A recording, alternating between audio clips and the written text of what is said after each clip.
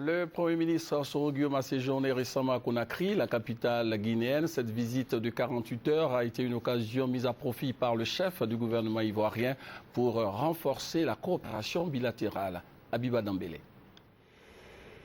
L'un des résultats majeurs de la rencontre 1er et 2 décembre 2011 entre les présidents ivoiriens et guinéens a été la décision de réactiver la grande commission mixte de coopération ivoiro-guinéenne en sommeil depuis plus d'une décennie. Le communiqué final de cette rencontre stipulait que les deux chefs d'État ont convenu de la tenue à Conakry dans le courant du premier trimestre 2012 de la deuxième session de la grande commission mixte de coopération. La mission du Premier ministre Guillaume Soro était de définir en concertation avec le gouvernement guinéen les termes de référence de cette rencontre et de fixer les axes majeurs sur lesquels les experts des deux pays rencontre interministérielle prévue pour le mois d'avril. Le chef du gouvernement a été accueilli à l'aéroport de Conakry-Bessières. Le ministre guinéen Mohamed Fofana, accompagné d'une dizaine de membres de son gouvernement et de l'ambassadeur d'Ivoire en Guinée, son ex-ministre M. Youssouf Mifugo Diarasouba. Le Premier ministre ivoirien a reçu les honneurs de plusieurs sections de l'armée, de la police et de la gendarmerie nationale de Guinée.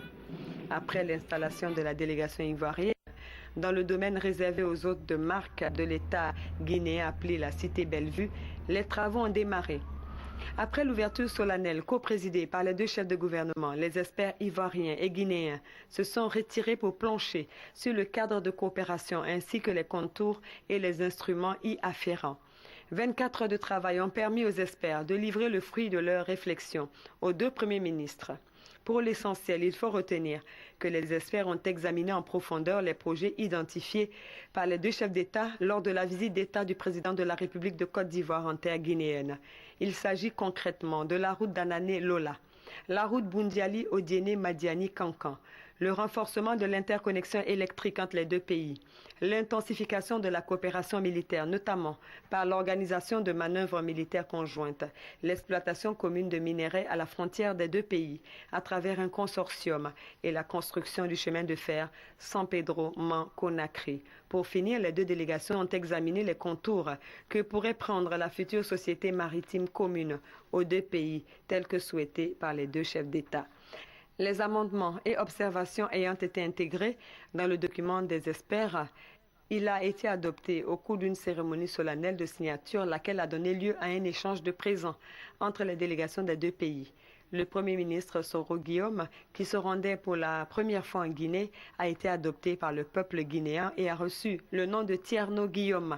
Cette visite en terre guinéenne s'inscrit dans le droit fil de la visite que son Excellence le président Alassane Dramane Ouattara a rendue ici à son frère et homologue, le président Alpha Condé. Donc les deux chefs d'État avaient convenu que les deux chefs de gouvernement devaient se retrouver pour travailler de façon plus précise sur un certain nombre de questions. Donc je suis arrivé avec mon ami et frère, le Premier ministre de Guinée. Nous avons commencé à regarder un certain nombre de questions touchant aussi bien à la sécurité, à des questions politiques, des questions de développement. Donc je pense que nous avons essayé d'éplucher tous ces dossiers.